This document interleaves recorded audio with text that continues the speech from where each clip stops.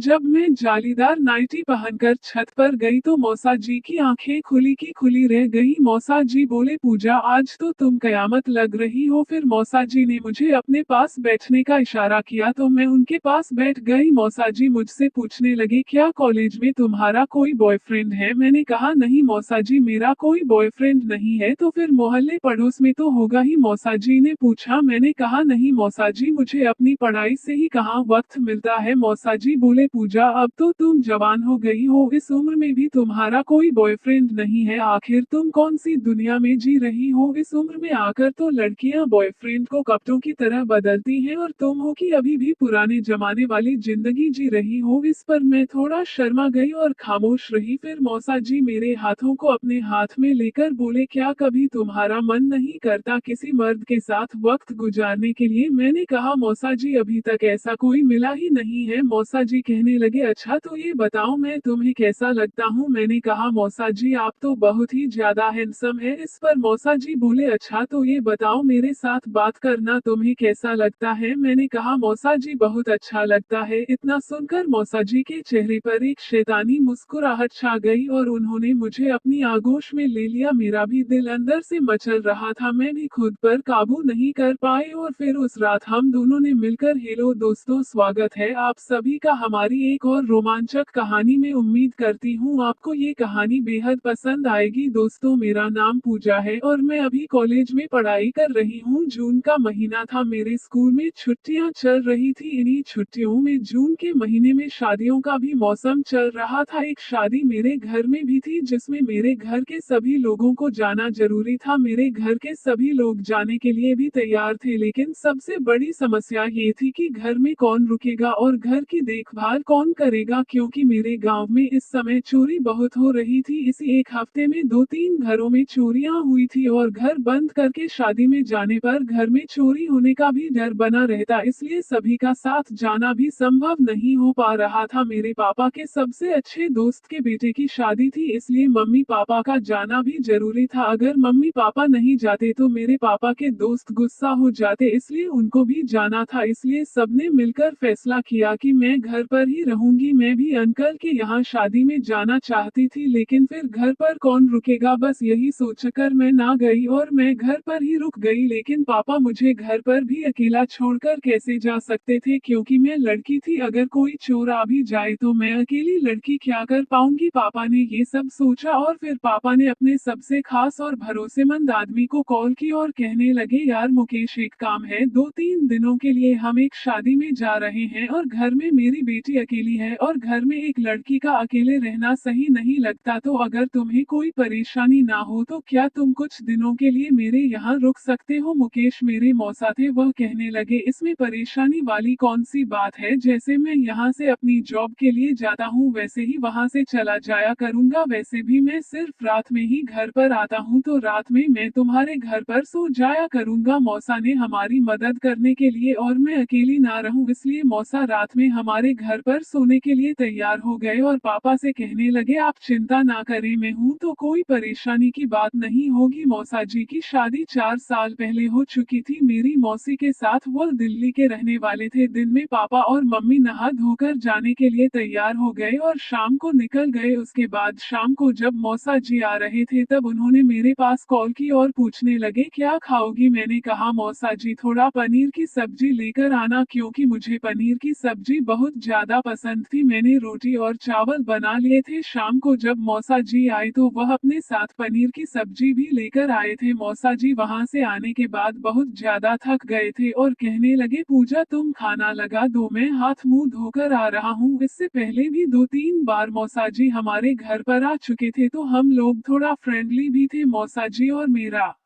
रिश्ता एक जीजा साली की तरह था। मौसा जी ने अपना बैग साइड में रख दिया और हाथ मुंह धोने के लिए चले गए। तब तक मैंने खाना लगा दिया। मौसा जी हाथ मुंह धोकर आए और हमने साथ बैठकर खाना खाया और बातें करने लगे। मौसा जी मुझसे कहने लगे, पूजा तुम अब पहले से भी ज्यादा और भी खूबसूरत हो गई हो। तो मैं देखकर तो मुझे मेरे कॉलेज के दिन याद आ गए जब मेरी गर्लफ्रेंड थी। मेरी भी गर्लफ्रेंड बहुत ज्यादा खूबसूरत थी, मेरे क्लास के सारे लड़के उस पर मरते थे, लेकिन वह मुझ पर फिदा थी। मौसा जी की बातें सुनकर हंसने लगी और कहने लगी, मौसा जी आप तो अभी भी बहुत हैंडसम हो, आपकी तो अभी भी गर्लफ्रेंड होंगी। मौसा जी कहने लगे, नहीं यार पूजा, जब से मेरी शादी हुई है मैं तो एक को ही नहीं झेल पा रहा हूँ। और मौसा जी इतना कहकर मुस्कुराने लगे। उनकी बातें सुनकर मैं भी हंसने लगी। मैं मौसा जी से कहने लगी, मौसा जी दूध पियोगे? मौसा जी मेरी ओर देखने लगे और कहने लगे, हाँ अगर है तो ले आओ थोड़ा सा। मैं किचन में जाकर दूध ले आई और मौसा जी को दे दिया। मौसा जी ने दूध पिया और कहने लगे, पूजा दूध कितना मीठा है, और मजाक करने लगे। मैंने मौसा जी से कहा, मौसा जी आप तो रोज घर पर दूध पीते होंगे। मौसा जी मेरी बात समझ गए और हंसने लगे और हम लोगों ने साथ मिलकर खाना खाया। खाना खाने के बाद मौसा जी फोन लेकर चलाने लगे और मैं किचन में जाकर काम करने लगी। सारा काम खत्म करने के बाद हम लोग रात को 12 बजे तक बैठकर इधर उधर की बातें करने लगे। मौसा जी इतने अच्छे थे कि बात करते टाइम का पता ही नहीं चला। उसके बाद मैं अपने कमरे में जाकर सो गई और मौसा जी अपने कमरे में सो गए। सुबह मैं जल्दी उठकर मौसा जी के लिए नाश्ता बनाने लगी, लेकिन मैंने देखा कि मौसा जी अभी भी नहीं उठे थे। मैं मौसा जी को आवाज देने लगी और कहने लगी, मौसा जी आपको देर हो रही है, उठ जाइए। लेकिन शायद आज देर रात में सोने के कारण मौसा जी गहरी नींद में सो रहे थे, उन्होंने मेरी आवाज सुनी ही नहीं थी। मैं मौसा जी के कमरे में गई और मौसा जी को जगाने लगी। फिर मैं मौसा जी के ऊपर से कंबल खींचा तो अचानक मेरी नजर ऐसी जगह गई जिसे देखकर मैं शर्मिंदा हो गई। मैं थोड़ी देर तक ऐसे ही मौसा जी को देखती रही और मेरे मन में लड्डू फूटने लगे थे। तभी मौसा जी की आंखें खुल गई और मौसा जी ने कहा, अरे पूजा। मैंने मौसा जी की तरफ देखते हुए कहा, मौसा जी उठ जाए, आज आपको लेट हो जाएगा। मौसा जी ने फोन उठाकर देखा और कहने लगे, अरे बाप रे, आज तो बहुत ज्यादा टाइम हो गया। मैंने मौसा जी से कहा, आप जल्दी से नहा लीजिए, आपका नाश्ता रेडी है। मौसा जी बाथरूम में गए और नहा धोकर जल्दी से बाहर आ गए। मौसा जी ने जल्दी जल्दी में नाश्ता किया और मैंने उनका टिफिन पैक कर दिया और शाम को क्या बनेगा मैंने ये भी पूछ लिया। उसके बाद मौसा जी अपने ऑफिस के लिए निकल गए। उसके बाद मैं घर की साफ सफाई की ओर चल दी। साफ सफाई करने के बाद मैं नहाने चली गई। मैं नहाकर फिर से तैयार होकर नाश्ता किया और उसके बाद कुछ देर आराम किया। आज घर में कोई नहीं था तो पूरा घर सुना सुना लग रहा था, बिल्कुल भी अच्छा नहीं लग रहा था। समझ में नहीं आ रहा था कि क्या करूं। दोपहर के 2 बज रहे थे। मैंने सोचा थोड़ी देर पढ़ाई कर लेती हूँ। 4 बजे तक मैंने पढ़ाई की। उसके बाद फोन चलाने लगी। फोन चलाते चलाते कब सो गई कुछ पता ही नहीं चला। उसके बाद मैं 1 घंटे के बाद उठी तो देखा कि मौसा जी के भी आने का समय हो गया था। सोते सोते मैं पूरी पसीने में भीग चुकी थी तो मैंने सोचा चलो नहा लेती हूँ। मैं नहाकर आज ब्लैक कलर की एक खूबसूरत सी शॉर्ट ड्रेस पहन ली थी। वह ड्रेस मेरी फेवरेट ड्रेस थी, वह मेरे शरीर पर पूरी तरह से फिट थी। उसके बाद मैंने थोड़ा सा मेकअप किया, तब तक मौसा जी भी आ गए। मुझे आवाज दी तो मैं कमरे से बाहर आई। जैसे ही मैं बाहर आई तो मौसा जी मुझे देखते ही रह गए और कहने लगे, अरे वाह पूजा, आज तो तुम कमाल की लग रही हो। तुम्हें देखकर मुझे जवानी के दिन याद आ गई। मैंने महसूस किया और देखा कि मौसा जी मुझे एक अलग ही नजर से देख रहे थे। अचानक मेरी नजर फिर से उस जगह पर गई जिसे देखकर मैं शर्मिंदा हो गई, लेकिन मौसा जी ने उसे बैग के पीछे छिपा रखा था। मौसा जी मेरी तरफ बड़े ही ध्यान से देख रहे थे। मुझे बहुत अच्छा लग रहा था। मेरा मन कर रहा था कि अभी मौसा जी मुझे अपनी बाहों में भर ले। मौसा जी के मुंह से तारीफ सुनकर मैं अंदर ही अंदर मगन होने लगी थी, जैसे किसी ने आग लगा दी हो। लेकिन मैं फिर भी शांत रही क्योंकि वह मेरे मौसा जी थे। उसके बाद मौसा जी मुझसे कहने लगे, पूजा मैं हाथ मुंह धोकर तैयार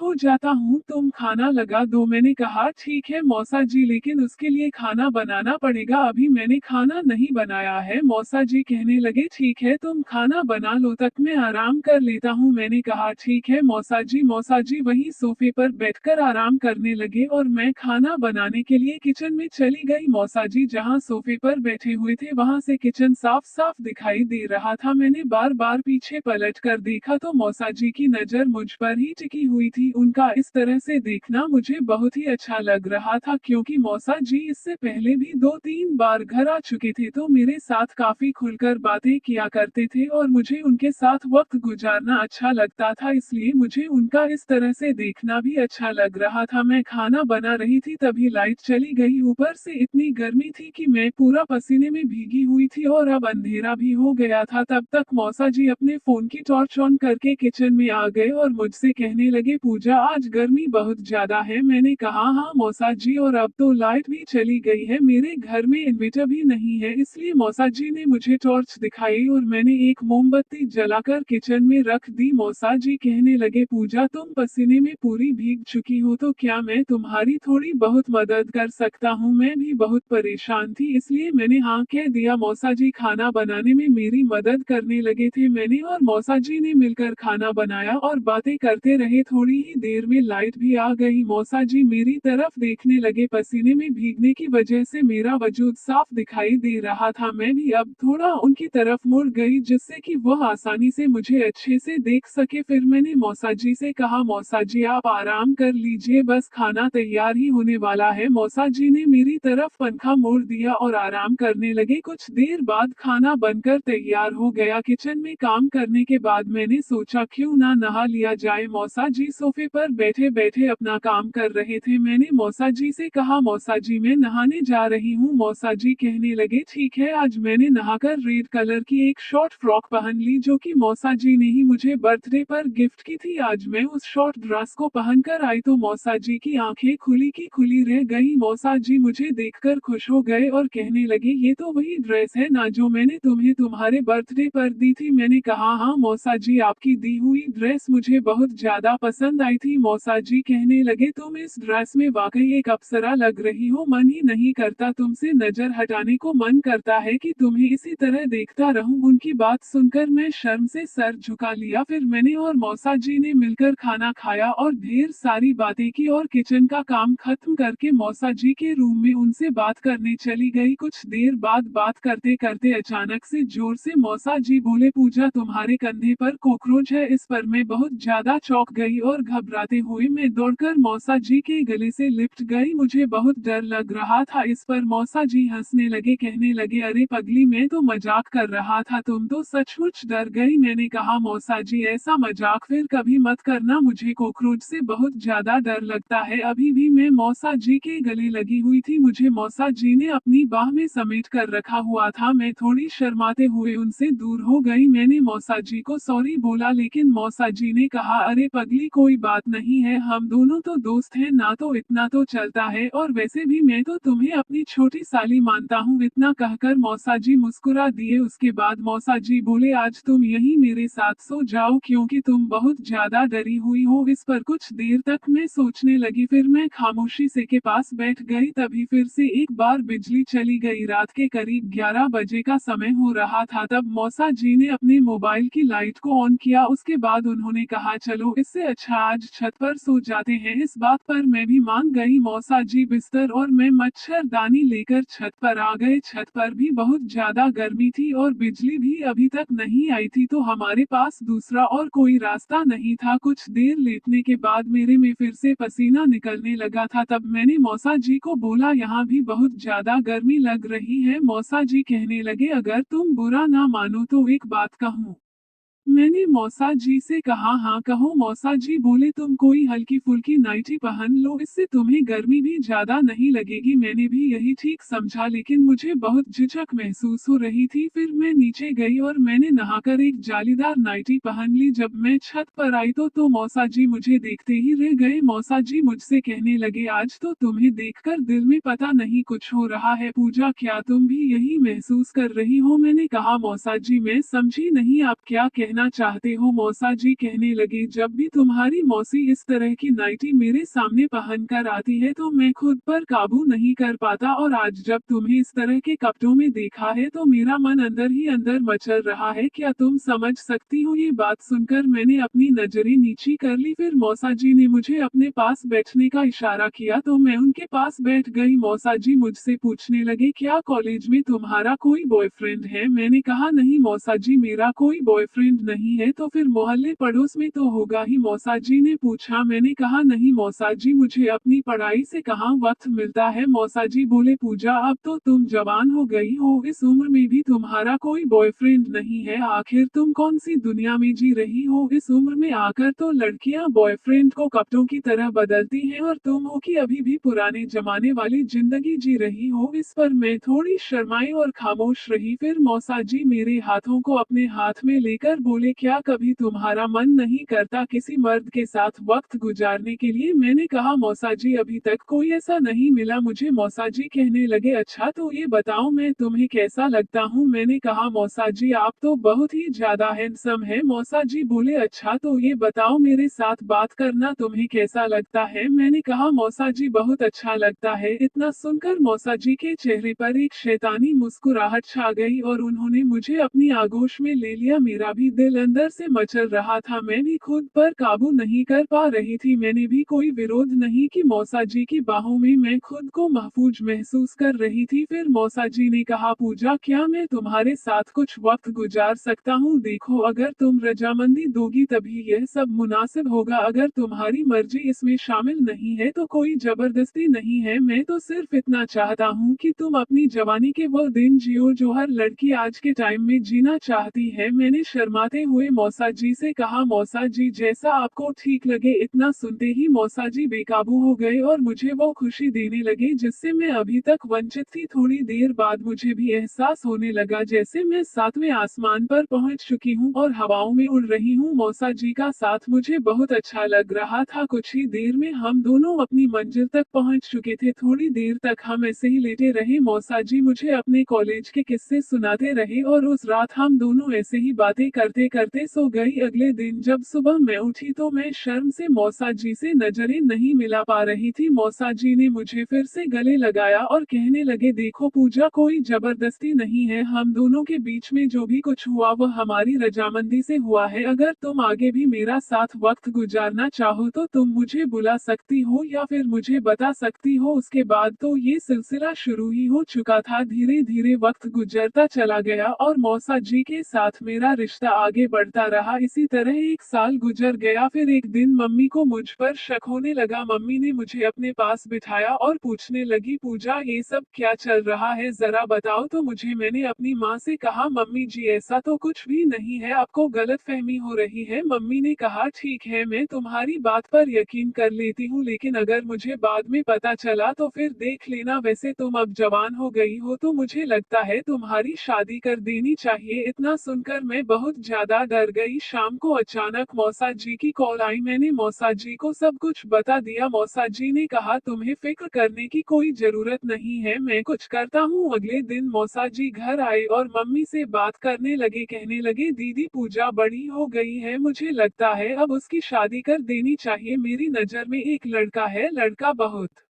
ही अच्छा है। मेरी री माँ ने पूछा लड़का कौन है तो मेरे मौसा जी ने कहा मेरी बहन का बेटा है। मेरी बहन और बहनोई तो एक हादसे में इस दुनिया को छोड़कर चले गए। वह उनका इकलौता बेटा है, उसकी जॉब बहुत अच्छी है और अकेला ही है, घर परिवार में और कोई नहीं है। इससे अच्छा रिश्ता और कहाँ मिलेगा। मेरी मानो तो दीदी आप वहाँ पर पूजा का रिश्ता कर दो, पूजा बहुत खुश रहेगी। मेरी मम्मी को भी कोई ऐतराज नहीं था क्योंकि लड़के में कोई कमी नहीं थी और परिवार में भी कोई नहीं था। इस तरह के रिश्ते के लिए तो माँ बाप तरसते हैं। जब मौसा जी इस बात को कहकर चले गए तब मैंने गुस्से में मौसा जी के पास फोन किया और कहा यह आपने क्या किया। मौसा जी कहने लगे तुम फिक्र ना करो, वह मेरा भांजा है और बहुत ही भोला है। शादी के बाद भी हमारे रिश्ते में कोई कमी नहीं आएगी। तुम अपने पति के साथ भी खुश रहना और अगर तुम्हें मेरी कमी महसूस हो तो मुझे भी बुला लिया करना। इतना सुनकर मैं भी खुश हो गई। कुछ दिन बाद मेरी शादी हो गई। मेरा पति नितिन बहुत ही भोला था और मेरी हर खुशी का ख्याल रखता था, मुझे उससे कोई शिकायत नहीं थी। धीरे धीरे वक्त बीतता चला गया। शादी को एक साल गुजर गया लेकिन मौसा जी का रिश्ता और मेरा अभी भी बरकरार था। कभी कभी मुझे लगता था कि शायद मैं जो कुछ कर रही हूँ वह बहुत गलत है क्योंकि अब मेरी शादी हो चुकी है और मैं अपने पति को धोखा दे रही हूँ। लेकिन मुझे मौसा जी के साथ वक्त गुजारना भी अच्छा लगता था। ऐसा नहीं था कि मैं अपने पति से प्यार नहीं करती थी, नितिन भी मुझसे बेहद प्यार करते थे लेकिन मुझे मौसा जी के साथ वक्त गुजारना भी अच्छा लगता था। पर धीरे धीरे वक्त बीतता चला गया और शादी को 3 साल गुजर गए और अब मेरे एक बेटा पैदा हुआ था जो कि मेरे पति से ही हुआ था। फिर मुझे ख्याल आया कि शायद अब मुझे अपने और मौसा जी के रिश्ते को यहीं पर खत्म कर देना चाहिए क्योंकि कल को अगर मेरे पति को पता चला तो शायद मेरे रिश्ते पर बहुत बुरा असर पड़ेगा, मेरी जिंदगी भी तबाह हो सकती है। इस पर मैंने मौसा जी को बुलाकर जाकर बात करने का सोचा। फिर शाम को मैंने मौसा जी को घर बुलाया और उनसे आमने सामने बैठकर बात की। मैंने मौसा जी से कहा, मौसा जी, मैं अपनी जिंदगी में खुश रहना चाहती हूँ। मेरा पति बहुत भोला है और मैं उसके भोलेपन का फायदा उठाती हूँ। मुझे अब ये सब कुछ ठीक नहीं लगता। जैसा भी है वो मेरा पति है, उसने मुझे कभी परेशान नहीं किया, ना ही मेरे साथ कोई बदतमीजी की, लेकिन मैं उसे 3 साल से धोखा दे रही हूँ। शादी से पहले हमारे बीच जो भी कुछ था वह एक अलग बात थी, लेकिन अब मेरी शादी हो गई है और अब मैं एक बच्चे की माँ भी हूँ, तो मुझे नहीं लगता कि अब हम दोनों को अपना रिश्ता बरकरार रखना चाहिए, क्योंकि अगर मौसी को पता चला तो आपकी भी जिंदगी खराब हो सकती है और मेरी भी। इसलिए हमें अब इस रिश्ते को यहीं पर खत्म कर देना चाहिए। इस पर मौसा जी ने भी अपनी सहमति जताई। कहने लगे, पूजा तुम ठीक कह रही हो। इतना कहकर मैंने मौसा जी से सारे रिश्ते खत्म कर दिए, पर अब मैं काफी सुकून में थी। कुछ टाइम से जो मैं बेसकून महसूस कर रही थी, अब मैं बहुत ज्यादा खुश थी। वह कहते हैं ना कि अगर सुबह का भूला शाम को वापस आ जाए तो उसे भूला नहीं कहते। मैं भी दोहरी जिंदगी जीते हुए तंग आ गई थी। शुरू शुरू में वह सब कुछ बहुत अच्छा लग रहा था, लेकिन अब मुझे खुद शर्मिंदगी महसूस होती थी कि मैं ये गलतियां क्यों कर रही हूँ। इसलिए मैंने यह फैसला किया। तो दोस्तों, आप बताइए क्या मैंने सही किया? अपनी राय कमेंट में जरूर दें। वीडियो अच्छी लगे तो लाइक करें, शेयर करें, सब्सक्राइब करें। धन्यवाद।